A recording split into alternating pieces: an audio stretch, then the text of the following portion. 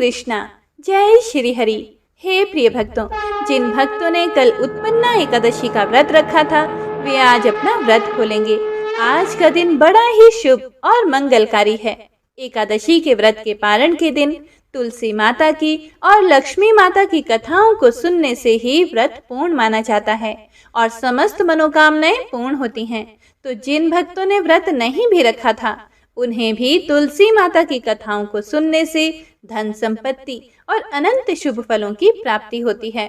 तो आइए भगवान श्री लक्ष्मी नारायण जी के चरण कमलों का ध्यान करते हुए इन कथाओं को सुनते हैं।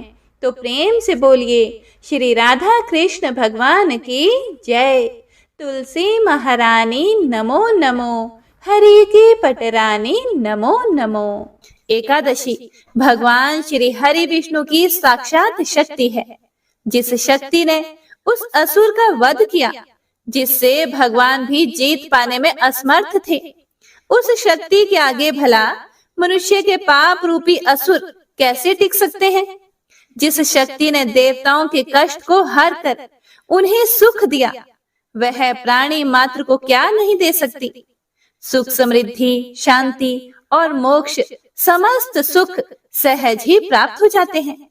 हे प्रिय भक्तों, 11 माता की भक्ति में इतनी शक्ति है कि जिसके प्रभाव से मनुष्य को सहज ही सभी प्रकार के सुख प्राप्त होते हैं और अंत समय में मोक्ष की प्राप्ति होती है। 11 माता की कथा के अनुसार सतयुग में एक महाभयंकर दैत्य हुआ करता था। उस दैत्य का नाम था मूर। उस दैत्य ने इंद्र आदि सभी देवताओं पर विजय प्राप्त करके उन्हें उनके पद से हटा दिया था।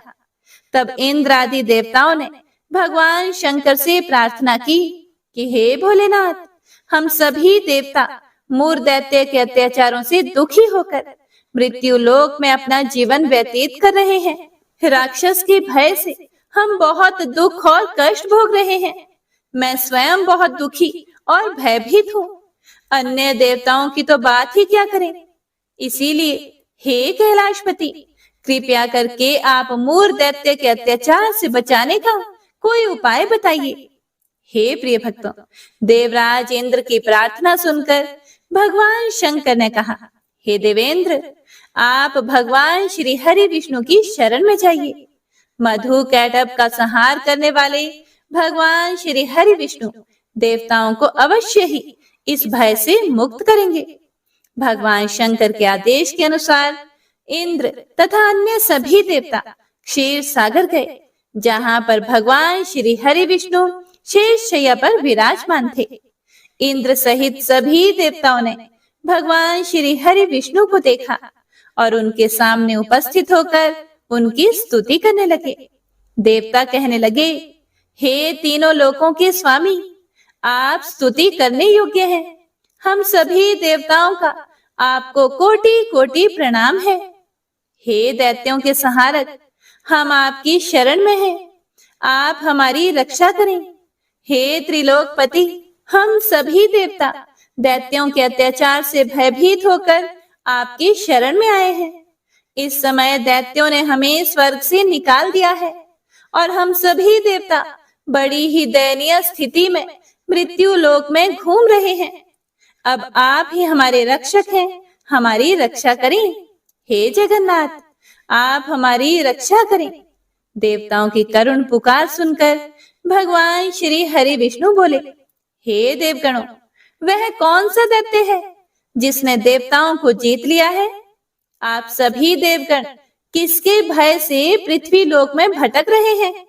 क्या वह दैत्य इतना बलवान है जिसने इंद्र सहित सभी देवताओं को जीत लिया है। तुम निर्भय होकर मुझे सब हाल बताओ। भगवान श्री हरि विष्णु के इन स्नेहमयी वचनों को सुनकर देवेंद्र ने कहा, हे प्रभु, प्राचीन काल में ब्रह्म वंश में उत्पन्न हुआ नाड़ी जंगम नाम का एक असुर था, जिसका मूर नामक एक पुत्र है जो चंद्रवती नामक नगरी में निवास करता है, जिसने अपने बल से मृत्यु लोक और देवलोक को जीत लिया है और सभी देवताओं को देवलोक से निकालकर अपने दैत्य कुल के असुरों को इंद्र, अग्नि, यम, वरुण और चंद्रमा आदि सभी को लोकपाल बना दिया है। वह स्वयं सूर्य बनकर पृथ्वी को तापता है और स्वयं मेघ बनकर जल की वर्षा करता है। इसीलिए आप इस बलशाली भयानक असुर का संहार करके देवताओं की रक्षा करें। देवेंद्र के मुख से ऐसे वचन सुनकर भगवान श्री हरि विष्णु बोले, हे देवताओं, मैं आपके शत्रु का शीघ्र ही संहार करूंगा। आप सभी इसी समय मेरे साथ चंद्रवती नगरी चलिए। देवताओं की पुकार पर भगवान श्री हरि विष्णु तुरंत ही उनके साथ चल पड़े और उधर दैत्यराज मुर ने अपने तेज से जान लिया था कि भगवान श्री हरि विष्णु युद्ध की इच्छा से उसकी राजधानी में आ रहे हैं। इसीलिए अपने राक्षस योद्धाओं के साथ वह भी युद्ध भूमि में आकर गरजने लगा और देखते ही देखते युद्ध प्रारंभ हो गया। युद्ध शुरू होने पर अनगिनत असुर अपने अस्त्र शस्त्रों को धारण करके देवताओं से युद्ध करने लगे। लेकिन देवता तो पहले से ही डरे हुए थे। वह अधिक देर तक राक्षसों का सामना ना कर सके और भाग खड़े हुए। तब भगवान श्री हरि विष्णु स्वयं युद्ध भूमि में आ गए। दैत्य पहले से भी ज्यादा जोश में भरकर भगवान श्री हरि विष्णु से युद्ध करने लगा। वे अपने अस्त्र शस्त्रों से उन पर भयानक प्रहार करने लगा। दैत्यों के आक्रामक वारों को श्री हरि विष्णु अपने चक्र और गदा के प्रहारों से नष्ट करने लगे। इस युद्ध में अनेक दैत्य सदा के लिए मृत्यु की गोद में समा गए, किंतु दैत्यराज मुर भगवान विष्णु के साथ निश्चल भाव से युद्ध करता रहा। उसका तो जैसे अभी बाल भी बांका नहीं हुआ था। वह बिना डरे युद्ध कर रहा था। भगवान विष्णु मुर को मारने के लिए जिन जिन शस्त्रों का प्रयोग करते, वे सब उसके तेज से नष्ट होकर उस पर पुष्पों के समान गिरने लगते। अनेक अस्त्र शस्त्रों का प्रयोग करने पर भी भगवान श्री हरि विष्णु उससे जीत ना सके। तब वे आपस में मल्ल युद्ध करने लगे।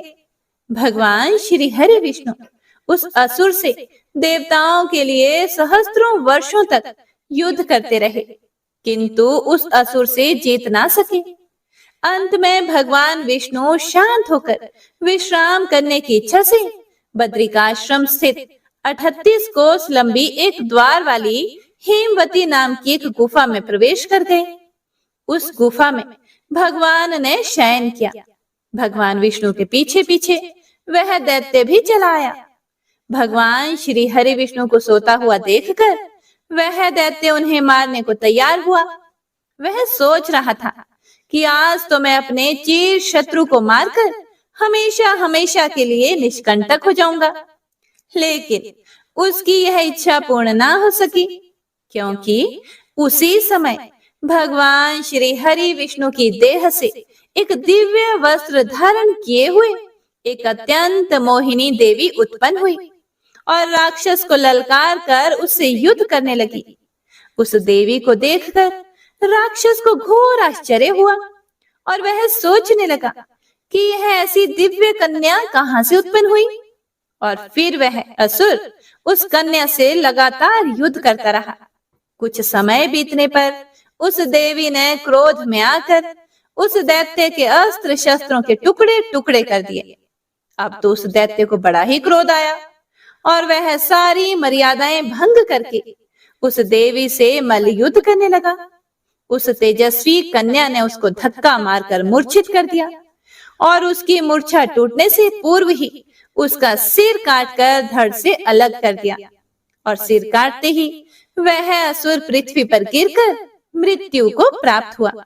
और बाकी बचे हुए असुर अपने राजा का ऐसा दुखद अंत देखकर भयभीत होकर पाताल लोक में भाग गए। भगवान श्री हरि विष्णु जब निद्रा से जागे तो उस असुर को मरा हुआ देखकर उन्हें घोर आश्चर्य हुआ और वे सोचने लगे कि इस महाबली को किसने मारा है। तब वह तेजस्वी कन्या श्री हरि से हाथ जोड़कर बोली, हे जगदीश्वर, यह असुर आपको मारने को तत्पर था। तब मैंने आपके शरीर से उत्पन्न होकर इस असुर का वध किया है। देवी की बात सुनकर भगवान श्री हरि विष्णु बोले कि तुमने इस असुर को मारा है, इसीलिए हे देवी मैं तुमसे अत्यंत प्रसन्न हूँ। इसे मारकर तुमने तीनों लोकों के देवताओं के कष्ट को हरा है, इसीलिए तुम अपनी इच्छा अनुसार वरदान मांग लो, मैं तुम्हारी प्रत्येक इच्छा को पूर्ण करूंगा। भगवान की बात सुनकर वह देवी बोली कि हे प्रभु, मुझे यह वरदान दीजिए कि जो भी मनुष्य या देव मेरा व्रत करे उसके सभी पाप नष्ट हो जाएं और अंत में उसे स्वर्ग लोक की प्राप्ति हो। मेरे व्रत का आधा फल रात्रि को मिले और उसका आधा फल एक समय भोजन करने वाले को मिले। जो श्रद्धालु भक्ति पूर्वक मेरे व्रत को करें वे निश्चय ही वैकुंठ लोक को प्राप्त करें।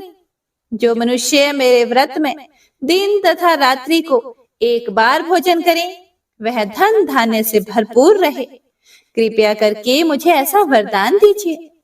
भगवान श्री हरि विष्णु ने कहा, हे देवी, ऐसा ही होगा। मेरे और तुम्हारे भक्त एक ही होंगे और अंत में संसार में प्रसिद्धि को प्राप्त होकर मेरे लोक को प्राप्त करेंगे। हे कल्याणी, तुम एकादशी को पैदा हुई हो, इसीलिए तुम्हारा नाम भी एकादशी हुआ। तथा जो मनुष्य इस दिन व्रत करेंगे उनके समस्त पाप समूल नष्ट हो जाएंगे।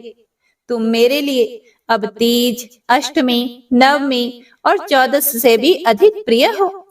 तुम्हारे व्रत का फल सभी तीर्थों के फल से भी महान होगा। यह मेरा अकाट्य कथन है।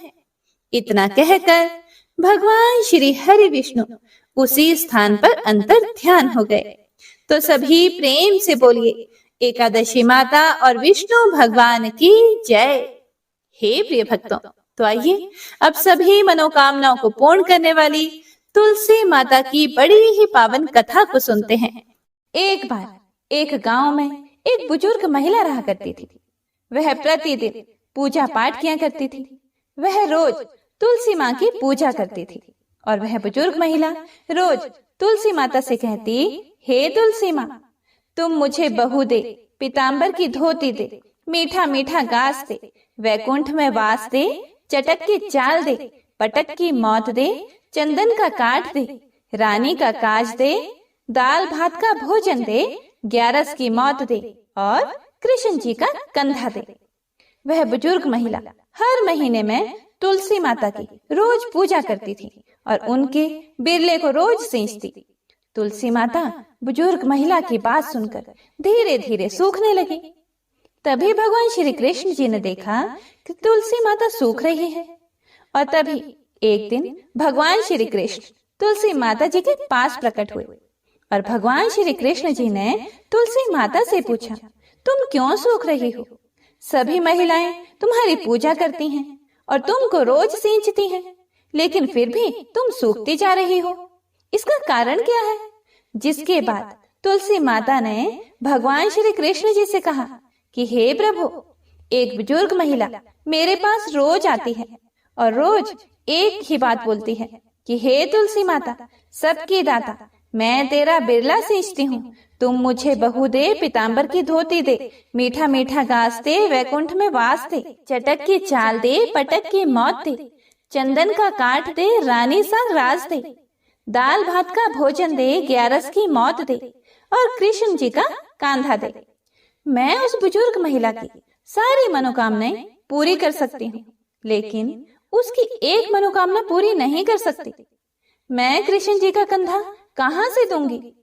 भगवान श्री कृष्ण जी तुलसी माता की यह बात सुनकर जोर जोर से हंसने लगे और फिर भगवान श्री कृष्ण जी ने तुलसी माता जी से कहा कि तुम चिंता मत करो।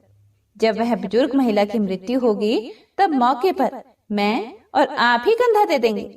आप सुबह जब वह पूजा करने आए तब कह देना कि सब कुछ तुम्हें मिल जाएगा। कुछ दिनों बाद वह वृद्ध महिला ठोकर खाकर रास्ते में गिरकर मर गई।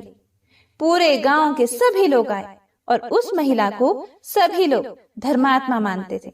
उसको तुलसा जी की डोकरी कहते थे। उसके परिवार में कोई भी नहीं था, इसीलिए गांव वालों ने ही उसके अंतिम संस्कार करने की योजना बनाई और उसे नहलाकर जब वैकुंठी पर बैठाने के लिए उसे उठाने लगे तो उसका मृत शरीर इतना भारी हो गया था कि उसे कोई उठा नहीं पाया। यह सब देखकर वहां के सभी लोग तरह तरह की बातें करने लगे और कहने लगे कि यह इतना पूजा पाठ करती थी, हर समय माला फेरती थी, इसीलिए यह इतनी भारी हो गई है। वहीं पूरे गांव में चर्चा होने लगी कि डोकरी माई कोई भक्ति नहीं करती थी, यह छल कपट करती थी। हम जिसे धर्मात्मा समझते थे वह पापी है, जो कि किसी से भी नहीं उठ पा रही है। यह इसके कर्मों की सजा है। इधर भगवान ने सोचा कि मेरे भक्तों की निंदा हो रही है, इसीलिए भगवान ने बूढ़े ब्राह्मण का भेष धारण करके वहां पर आए और वहां पर जितने भी लोग इकट्ठे हुए थे उनसे पूछने लगे कि यहाँ पर इतनी भीड़ क्यों लगी है, जिससे लोग कहने लगे कि यह डोकरी माई मर गई है और पाप इतना था कि जिससे यह उठ ही नहीं पा रही है। सब उठा उठा कर थक गए। तब ब्राह्मण जी ने कहा कि मुझे एक बार डोकरी के कानों में कहने दो, फिर वह देखो कैसे उठती है। तो सभी लोगों ने कहा कि आप भी प्रयास करके देख लीजिए। तब भगवान ने उस वृद्ध महिला के कानों में कहा कि हे डोकरी माई, देखो मैं आ गया। और जो भी बुढ़िया माई पूजा करते समय शब्द कहती थी वह शब्द उसके कानों में कहने लगे, तू बिरला सिंचे मेरा, मैं करूं निस्तारा तेरा। डोकरी माई बहू ले, बेटी ले, पोता ले, लड्डू ले, पीताम्बर की धोती ले, गहना ले, घी का घड़ा ले, मीठा मीठा खीर और पूड़ी ले, दाल भात का भोजन ले, धन दौलत ले, बेटा पोता को काम ले, तुलसी का पत्ता ले, मुंह में गंगा जल ले, 11 को दिन ले, श्री कृष्ण जी का कंधा ले। इतना सुनते ही डोकरी हल्की हो गई। भगवान ने बोला, आओ और उसको उठाओ। भगवान ने हाथ लगाया और डोकरी उठ गई। सबको बड़ा ही आश्चर्य हुआ। उसे खूब धूमधाम से ले जाया गया।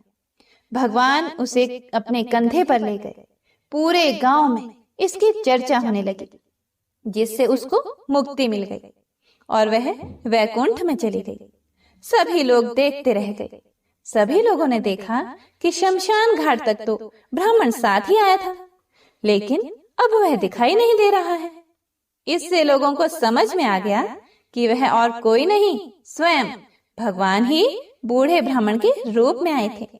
तो बोलिए श्री राधा कृष्ण भगवान की जय, बोलिए श्री तुलसी शालिग्राम जी की जय। एक बार भगवान विष्णु जी शेषनाग पर बैठे बैठे उदास हो गए और धरती पर जाने का विचार बनाया।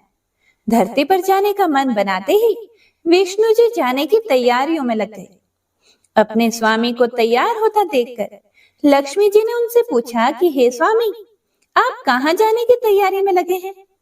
जिसके उत्तर में विष्णु जी ने कहा कि हे देवी, मैं धरती लोक पर घूमने जा रहा हूँ। यह सुनकर माता लक्ष्मी जी का भी मन धरती पर जाने का हुआ और उन्होंने श्री हरि से इसकी आज्ञा मांगी। लक्ष्मी जी की प्रार्थना करने पर भगवान विष्णु जी बोले कि आप मेरे साथ चल सकते हो, लेकिन एक शर्त पर। अगर आप धरती पर पहुंचकर उत्तर दिशा की ओर ना देखें तो तभी मैं आपको अपने साथ लेकर जाऊंगा।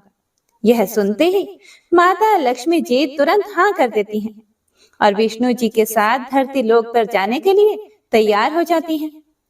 माता लक्ष्मी जी और भगवान विष्णु जी सुबह सुबह धरती पर पहुंच गए। जब वे पहुंचे तब सूर्य देवता उदय हो ही रहे थे।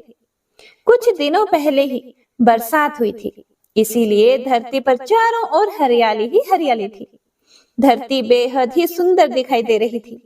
इसीलिए माँ लक्ष्मी जी मंत्र मुग्ध होकर धरती के चारों ओर देख रही थी। माँ लक्ष्मी जी भूल गई कि पति को क्या वचन देकर साथ आई है। अपनी नजर घुमाते हुए उन्होंने कब उत्तर दिशा की ओर देखा, उन्हें पता ही नहीं चला। मन ही मन में मुग्ध हुई माता लक्ष्मी जी ने जब उत्तर दिशा की ओर देखा तो उन्हें एक सुंदर बगीचा नजर आया। उस ओर से भीनी भीनी खुशबू आ रही थी। बगीचे में बहुत ही सुंदर सुंदर फूल खिले हुए थे। फूलों को देखते ही माँ लक्ष्मी बिना सोचे समझे उस खेत में चली गई और एक सुंदर सा फूल तोड़कर लाई। फूल तोड़ने के बाद जैसे ही माँ लक्ष्मी जी भगवान विष्णु के पास वापस लौट कर आई, तब भगवान विष्णु जी की आंखों में आंसू भरे थे।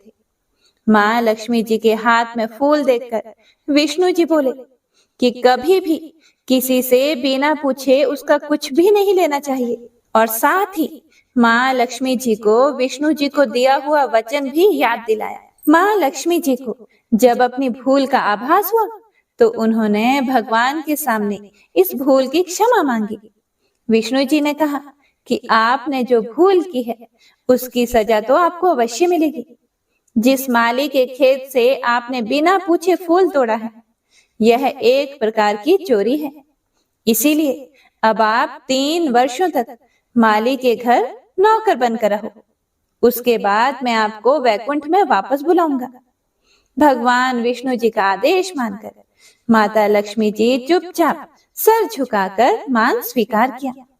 जिसके बाद माँ लक्ष्मी जी ने एक गरीब औरत का रूप धारण किया और उस खेत के मालिक के घर गई। माधव नाम के उस माली का एक झोपड़ा था, जहां माधव पत्नी, 2 बेटे और 3 बेटियों के साथ रहता था। माता लक्ष्मी जी जब एक साधारण औरत बनकर माधव के झोंपड़े पर पधारी तो माधव ने पूछा कि बहन आप कौन हो? तब माँ लक्ष्मी ने कहा कि मैं एक गरीब औरत हूँ, मेरी देखभाल करने वाला कोई नहीं, मैंने कई दिनों से खाना भी नहीं खाया, मुझे कोई भी काम दे दो, मैं तुम्हारे घर का काम किया करूंगी और इसके बदले में आप मुझे अपने घर के एक कोने में आसरा दे देना। माधव बहुत ही अच्छे दिल का मालिक था, उसे उन पर दया आ गई, लेकिन उसने कहा बहन मैं तो बहुत ही गरीब हूँ, मेरी कमाई से मेरे घर का खर्च काफी कठिनाई से चलता है, लेकिन अगर मेरी 3 बेटियां हैं उसकी जगह अगर 4 बेटियां होती तो भी मुझे गुजारा करना था। अगर आप मेरी बेटी बनकर और जैसा रूखा सूखा हम खाते हैं उसमें खुश रह सकती हो तो बेटी अंदर आ जाओ। माधव ने माँ लक्ष्मी जी को अपने झोंपड़े में शरण दे दी और माँ लक्ष्मी जी 3 साल तक उस माधव के घर पर नौकरानी बनकर रही। कथा के अनुसार कहा जाता है कि जिस दिन माँ लक्ष्मी जी माधव के घर आई थी, उसके दूसरे दिन ही माधव को फूलों से इतनी आमदनी हुई कि शाम को उसने एक गाय खरीद ली। फिर धीरे धीरे माधव ने जमीन खरीद ली और सबने अच्छे अच्छे कपड़े भी बनवा लिए। कुछ समय बाद माधव ने एक बड़ा पक्का घर भी बनवा लिया। माधव हमेशा सोचता था कि मुझे यह सब इस महिला के आने के बाद ही मिला है, इस बेटी के रूप में मेरी किस्मत आ गई है। एक दिन माधव जब अपने खेतों से काम खत्म करके घर आया तो उसने अपने घर के द्वार पर गहनों से लदी एक देवी स्वरूप औरत को देखा। जब वह पास गया तो उसे आभास हुआ कि यह तो मेरी मुंह बोली चौथी बेटी यानी वही औरत है। कुछ समय के बाद वह समझ गया कि यह देवी कोई और नहीं बल्कि स्वयं माँ लक्ष्मी जी है। यह जानकर माधव बोला कि हे माँ मुझे क्षमा कर दो, हमने आपसे अनजाने में ही घर और खेत में काम करवाया। हे माँ यह हमसे कैसा अपराध हो गया, माँ हम सबको माफ कर दो। यह सुनकर माँ लक्ष्मी जी मुस्कुराई और बोली कि हे माधव तुम तो बहुत ही अच्छे और दयालु व्यक्ति हो, तुमने मुझे अपनी बेटी की तरह रखा, अपने परिवार का सदस्य बनाया। इसके बदले मैं तुम्हें वरदान देती हूँ कि तुम्हारे पास कभी भी खुशियों की और धन की कमी नहीं रहेगी, तुम्हें सारे सुख मिलेंगे जिसके तुम हकदार हो। इसके बाद माँ लक्ष्मी जी अपने स्वामी श्री हरि के द्वारा भेजे रथ में बैठकर वैकुंठ लोक चली गई। हे माँ मेरी नम्र विनती है कि जैसे माधव पर कृपा दृष्टि रखी वैसी ही कृपा दृष्टि हमारे समाज और देश पर रखना। कथा को सुनने वाले, सुनाने वाले और हुंकारा भरने वाले सभी भक्तजनों पर रखना। तो प्रेम से बोलिए लक्ष्मी नारायण भगवान की जय। आइए अब तुलसी माता की दूसरी कथा का श्रवण करते हैं। इस कथा को सुनने से एकादशी के व्रत का संपूर्ण फल मिल जाता है। तो आइए प्रसन्न चित मन से इस कथा को सुनते हैं। कथा के अनुसार एक कुटुंब में ननंद तथा भाभी साथ में रहते थे। ननंद का विवाह अभी नहीं हुआ था। वह तुलसी के पौधे की बहुत सेवा किया करती थी, लेकिन उसकी भाभी को यह सब कुछ बिल्कुल भी पसंद नहीं था। जब कभी भी उसकी भाभी को अत्यधिक गुस्सा आता, तब वह उसे ताना देते हुए कहती कि जब तुम्हारा विवाह होगा तो मैं तुलसी ही बरातियों को खाने को दूंगी और तुम्हारे दहेज में भी तुलसी ही दूंगी। कुछ समय बीत जाने पर ननंद का विवाह पक्का हुआ। विवाह के दिन भाभी ने अपने कहे अनुसार, मतलब जैसा कि वह हमेशा बोला करती थी कि तुम्हारे विवाह में बारातियों को तुलसी ही खाने को दूंगी और दहेज में भी तुलसी ही दूंगी, तो भाभी ने बारातियों के सामने तुलसी का गमला फोड़ दिया और बारातियों को उसे खाने के लिए कहा। तुलसी माता की कृपा से वह फूटा हुआ गमला अनेकों स्वादिष्ट पकवानों में बदल गया।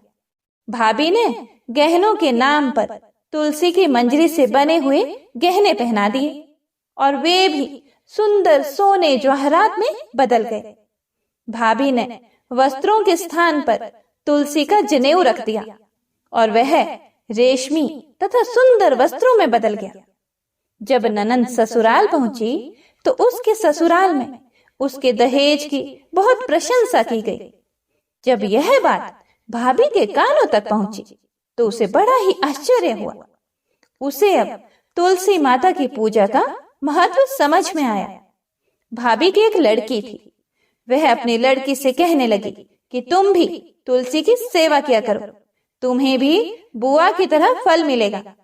वह जबरदस्ती अपनी बेटी से तुलसी माता की सेवा करने को कहती, लेकिन लड़की का मन तुलसी सेवा में नहीं लगता था। लड़की के बड़े होने पर उसके विवाह का समय आ गया। तब भाभी सोचती है कि जैसा व्यवहार मैंने अपनी ननंद के साथ किया था, वैसा ही मैं अपनी लड़की के साथ भी करती हूँ, तो यह भी गहनों से लद जाएगी और बारातियों को खाने में पकवान मिलेंगे। ससुराल में इसे भी बहुत इज्जत मिलेगी।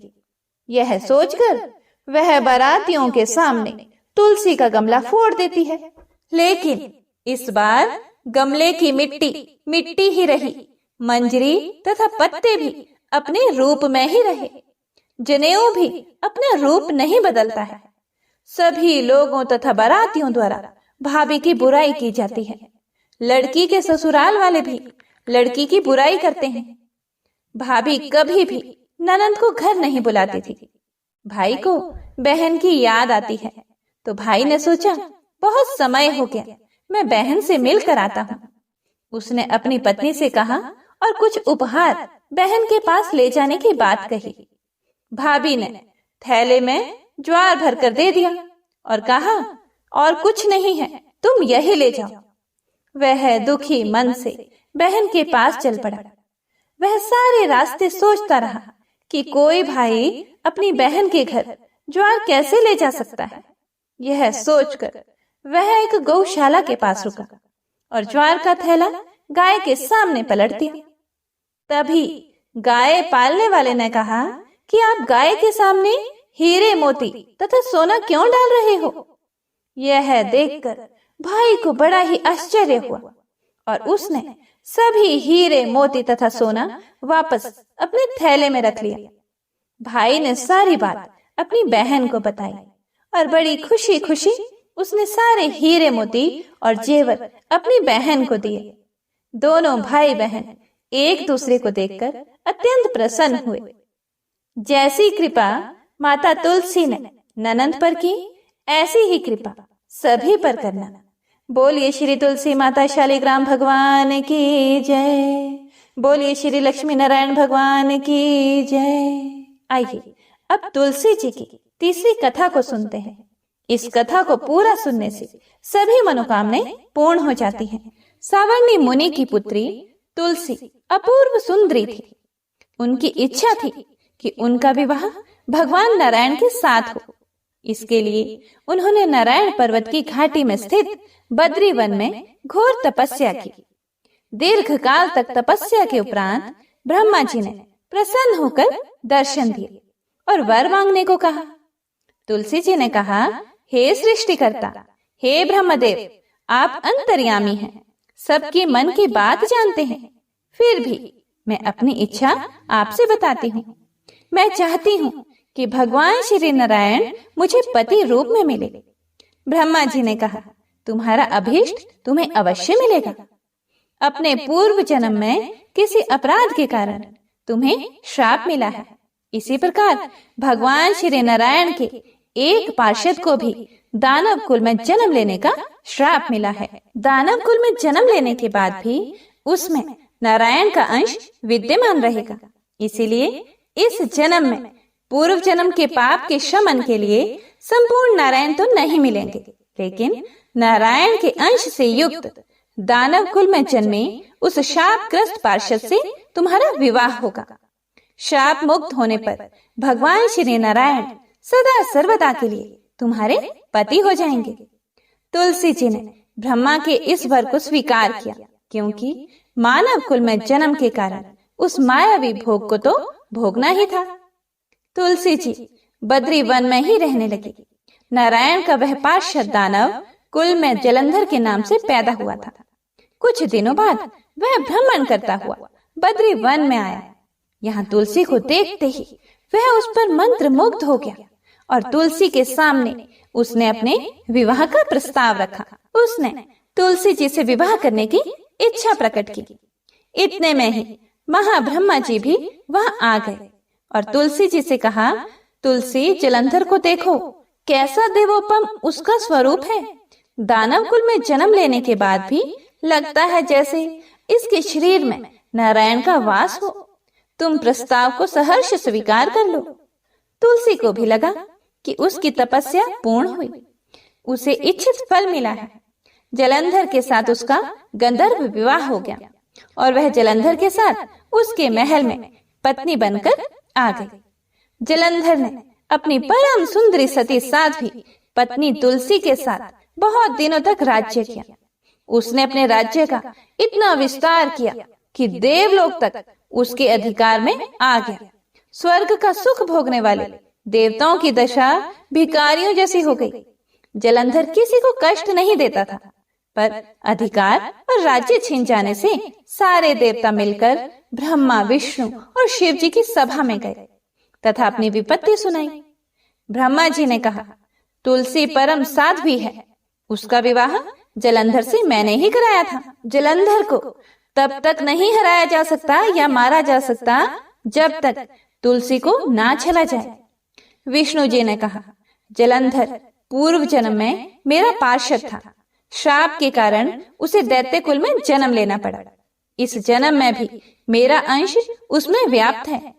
साथ ही तुलसी के पति व्रत धर्म से वह अजय है। फिर देवताओं की सहमति से भगवान शिव ने जलंधर के पास संदेश भेजा कि या तो वह देवताओं को राज्य लौटा दे या फिर उनसे युद्ध करे। जलंधर शंकर के पास पहुंचा। उसने कहा, देवाधिदेव, आपके लिए देवताओं का पक्ष लेना उचित नहीं है। राज्य बढ़ाना हर राजा का कर्तव्य है। मैं किसी को दुखी नहीं कर रहा हूँ। देवताओं से कहिए कि वे मेरी प्रजा बनकर रहे। मैंने आपका कोई भी अपमान नहीं किया है। हमारा आपका युद्ध शोभा नहीं देता है। अगर आप हार गए तो बड़ी लज्जा की बात होगी। मैं हार गया तो आपकी कीर्ति बहुत अधिक नहीं बढ़ेगी। भगवान शंकर फिर हंसने लगे। वे तो सब रहस्य समझते थे। तुलसी और जलंधर के पूर्व जन्म के श्राप की अवधि लगभग पूरी हो चुकी थी। फिर शंकर जी बोले, इसमें कीर्ति और लज्जा की बात क्या है? तुम देवों को राज्य लौटाकर उन्हें उनके पद पर प्रतिष्ठित होने दो। युद्ध से बचने का यही एक उपाय है।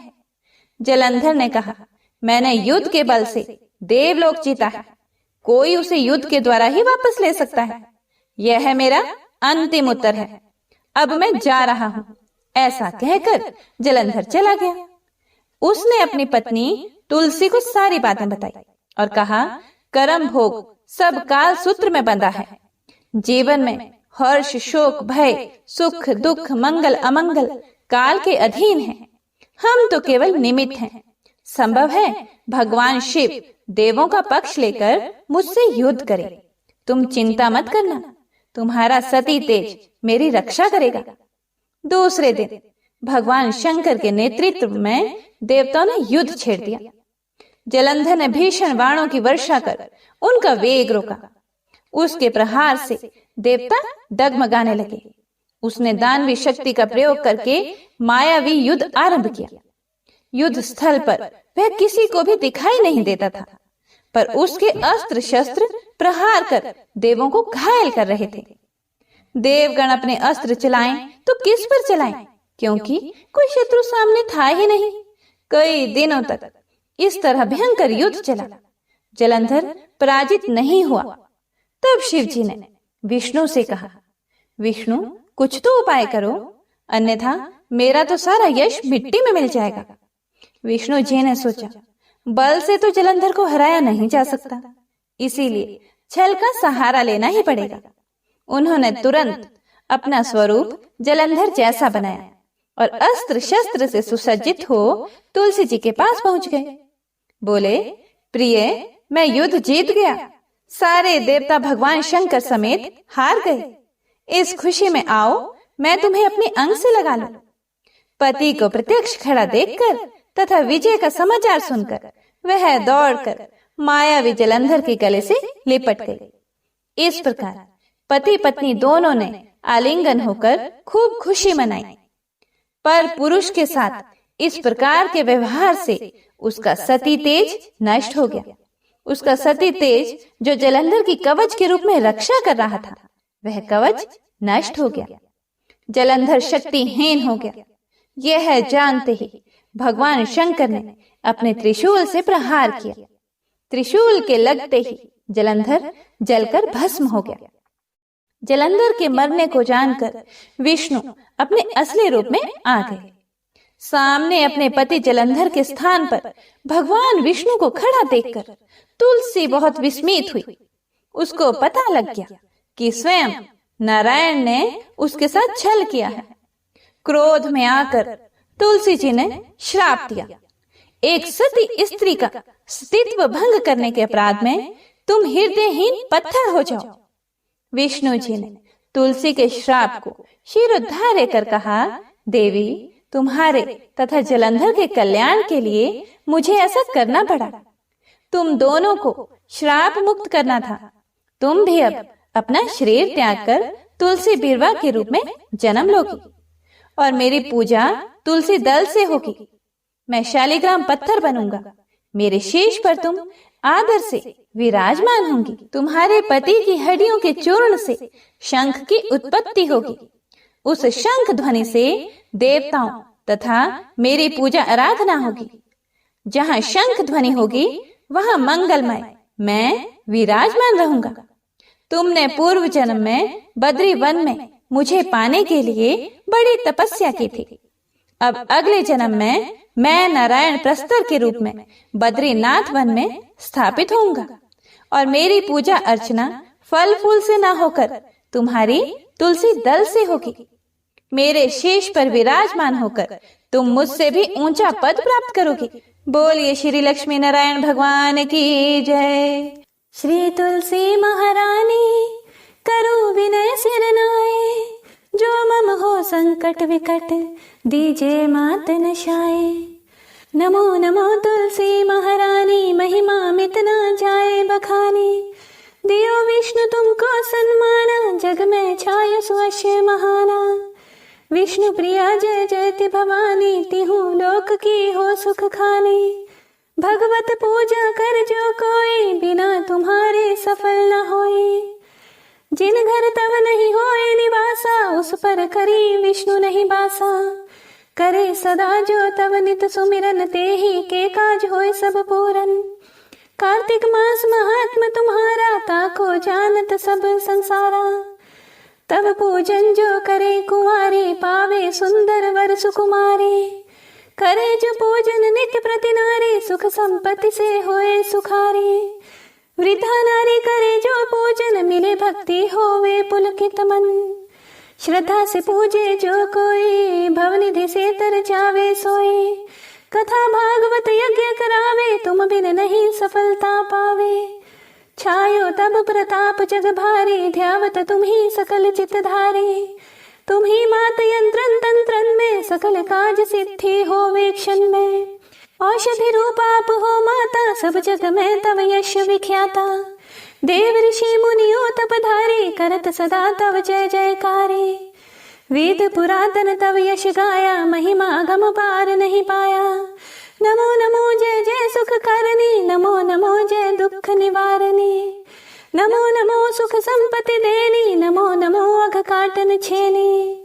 नमो नमो भक्तन दुख हरनी, नमो नमो दुष्टन मद छेनी। नमो नमो भव पार उतारनी, नमो नमो परलोक सुधारनी। नमो नमो निज भक्त उबारनी, नमो नमो जन काज संवारनी। नमो नमो जय कुमति निशावनी, नमो नमो सब सुख उपजावनी। जयति जयति जय तुलसी माई, ध्याऊं तुमको शीश नवाई। निज जन जानी मोहि अपनाओ, बिगड़े कारज आप बनाओ। करूं विनय में मात तुम्हारी, पूर्ण आशा कर हूँ हमारी। शरण चरण कर जोर मनाऊं, निश दिन तेरे ही गुण गाऊं। करहु माता बमो पर दाया, निर्मल होए सकल मम काया। मांगू मात ये बर दीजे, सकल मनोरथ पूर्ण कीजे। जानू नहीं कुछ नेम आचारा, क्षमहु मात अपराध हमारा। 12 मास करे जो पूजा, ता सम जग में और न दूजा। प्रथम ही गंगा जल मंगवावे, फिर सुंदर स्नान करावे। चंदन अक्षत पुष्प चढ़ावे, धूप दीप नैवेद्य लगावे। करे आचमन गंगा जल से, ध्यान करे हृदय निर्मल से। पाठ करे फिर चालीसा की, स्तुति करे मात तुलसा की। यह विधि पूजा करे हमेशा, ताके तन नहीं रहे कलेशा। करे मास कार्तिक का साधन, सोवे नित्य पवित्र हुए जाही। है यह कथा महासुखदाई, पढ़े सुने सो भव तर जाए। तुलसी मैया तुम कल्याणी, तुम्हारी महिमा सब जग जानी। भावना तुझे मानित नित ध्यावे, गागा कर्मा तुझे रिझावे। यह श्री तुलसी चालीसा, पाठ करे जो कोय। गोविंद सो फल पावही, जो मन इच्छा होए। तुलसी चालीसा संपूर्ण। तो आइए अब सुनते हैं तुलसी माता की आरती। तुलसी महारानी नमो नमो, हर की पटरानी नमो नमो। तुलसी महारानी नमो नमो, हर की पटरानी नमो नमो। धन तुलसी पूरण तप कीनो, शालिग्राम बनी पटरानी नमो नमो। तुलसी महारानी नमो नमो। जाके पत्र मंजरी कोमल, श्रीपति कमल चरण लपटानी नमो नमो। तुलसी महारानी नमो नमो, हर की पटरानी नमो नमो। कौन से महीने में बोई रानी तुलसा, कौन से महीने हुई हरियाली नमो नमो। तुलसी महारानी नमो नमो, हर की पटरानी नमो नमो। कौन से महीने में हुई तेरी पूजा, कौन से महीने हुई पटरानी नमो नमो। तुलसी महारानी नमो नमो, हर की पटरानी नमो नमो। आषाढ़ मास में बोई रानी तुलसा, सावन मास में हुई हरियाली नमो नमो। तुलसी महारानी नमो नमो, हर की पटरानी नमो नमो। कार्तिक मास में हुई तेरी पूजा, मंगसिर मास हुई पटरानी नमो नमो। तुलसी महारानी नमो नमो, हर की पटरानी नमो नमो। धूप दीप नैवेद्य आरती पुष्पन की वर्षा बरसानी। नमो नमो तुलसी महारानी, नमो नमो हर की पटरानी, नमो नमो। 56 भोग 36 व्यंजन, बिन तुलसी हरि एक न मानी। नमो नमो तुलसी महारानी, नमो नमो हर की पटरानी, नमो नमो। जो तुलसी को सवेरे गाए, श्री कृष्ण के वो दर्शन पाए। नमो नमो तुलसी महारानी, नमो नमो हर की पटरानी, नमो नमो। जो तुलसी को दोपहर को गाए, खीर खांड का भोग लगाए। नमो नमो तुलसी महारानी, नमो नमो हर की पटरानी, नमो नमो। जो तुलसी को शाम को गाए, श्री कृष्ण की आरती उतारे। नमो नमो तुलसी महारानी, नमो नमो हर की पटरानी, नमो नमो। जो तुलसी को रात को गाए, श्री कृष्ण के चरण दबाए। नमो नमो तुलसी महारानी, नमो नमो हर की पटरानी, नमो नमो। सभी सखी मैया तेरो यश गावे, भक्ति दान दीजे महारानी। नमो नमो तुलसी महारानी, नमो नमो हर की पटरानी, नमो नमो तुलसी महारानी, नमो नमो हर की पटरानी, नमो नमो। जय मां तुलसा। हे प्रिय भक्तों, तो यह थी आज की संपूर्ण व्रत कथा। उम्मीद है आप सभी भक्तों ने पूरे भक्ति भाव से कथा का श्रवण किया होगा। भगवान आपकी समस्त मनोकामनाओं को पूर्ण करें और आपका उत्पन्ना एकादशी का व्रत सफल हो। कथाएं पसंद आए तो लाइक तो जरूर कीजिएगा और हो सके तो ज्यादा से ज्यादा अपने दोस्तों में, रिश्तेदारों में शेयर भी जरूर कीजिएगा, ताकि सभी कथा को सुनकर पुण्य फल अर्जित कर सकें। भगवान का आशीर्वाद आप सभी भक्तों पर सदा सर्वदा बना रहे। तो एक बार सभी भक्तजन प्रेम से बोलिए लक्ष्मी नारायण भगवान की जय। बोलिए एकादशी माता की जय। हरे कृष्णा।